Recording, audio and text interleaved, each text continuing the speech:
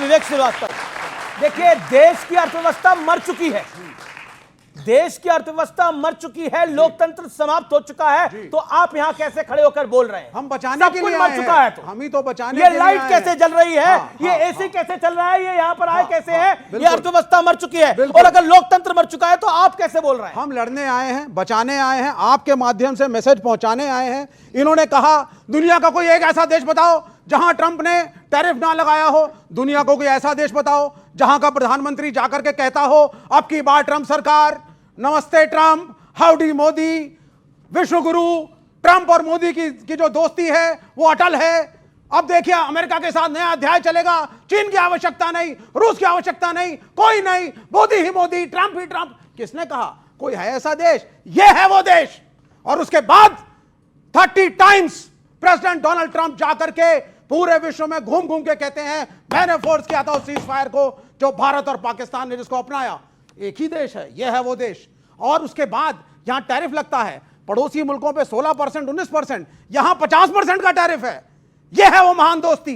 जब विपक्ष कहता था अमेरिका की लाइन तो मत करिए, यही नहीं, माननीय अटल बिहारी वाजपेयी, बात भाजपा की नहीं है, वाजपेयी का हमने हमेशा सम्मान किया है। हम विपक्ष में थे, हमने उनकी नीतियों के खिलाफ बोला, लेकिन वाजपेयी पैलेस्टीन पे खड़े हो गए।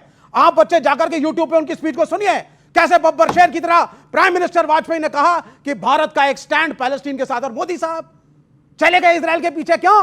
क्योंकि डोनाल्ड ट्रंप ने कहा है छोड़ो पैलेस्टीन, और यहां के मुसलमानों को भी एक मैसेज मिल जाएगा। ट्रंप आएंगे साहब, ग्लोबल इस्लाम के खिलाफ हम लड़ेंगे, इस्लामिक टेररिज्म है। आपका विषय क्या है आज का? हमारा विषय है इकोनॉमिक्स है, आप इस्लाम पे चले गए। हाँ, तो आपने अपने देश को मिसमैनेज करा। विपक्ष की वार्निंग्स के बावजूद ट्रंप ने टैरिफ लगाई, हमारी इंसल्ट हुई। आपकी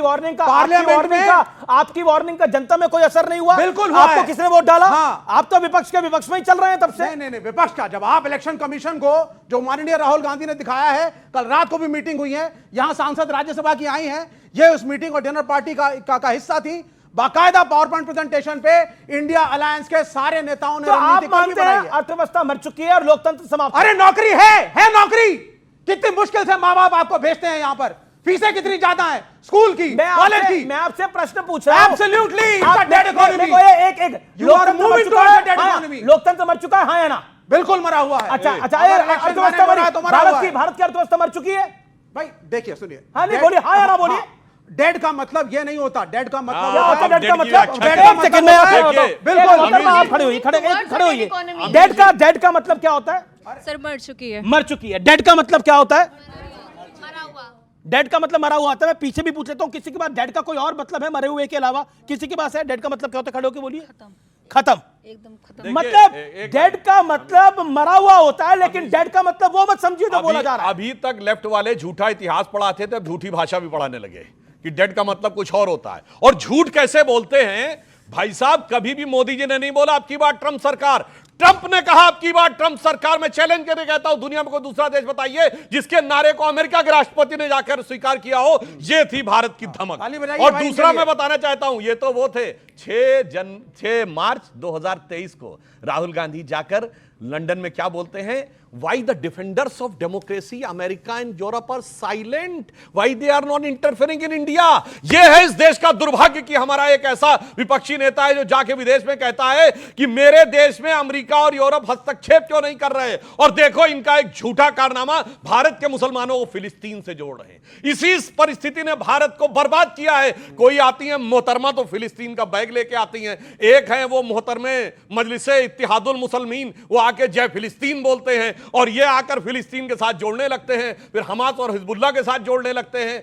इन परिस्थितियों ने देश को इस समस्याजनक परिस्थिति में पहुंचाया है। इसलिए मेरा मानना है आज के समय में जब भारत एक नए स्वरूप में आगे बढ़ रहा है, चिंता मत करिए। जो प्रधानमंत्री जी ने कहा था यही समय है, सही समय है।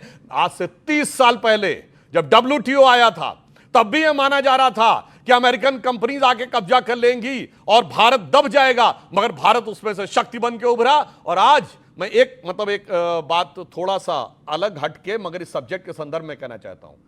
1 जनवरी 95 को WTO बना था और आज जो हो रहा है ना, this is the beginning of the end of globalisation.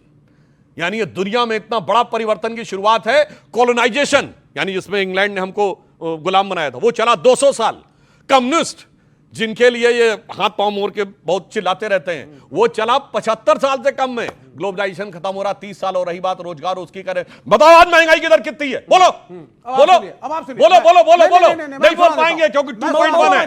अब सुनिए दूसरा बात, अब सुनिए। और जहां तक पिछले मई का जो डाटा आया है, उसमें 20 लाख नए लोग एम्प्लॉय प्रोविडेंट फंड में उन्होंने अपना अकाउंट खुलाया है, यानी 20 लाख नए लोगों को रोजगार मिला है। एम्प्लॉय प्रोविडेंट फंड सबसे सटीक आंकड़ा होता है, जो अभी तक के पिछले 8-10 साल में भी भारत के इतिहास में कभी एक महीने मैं आता हूं, इसीलिए झूठ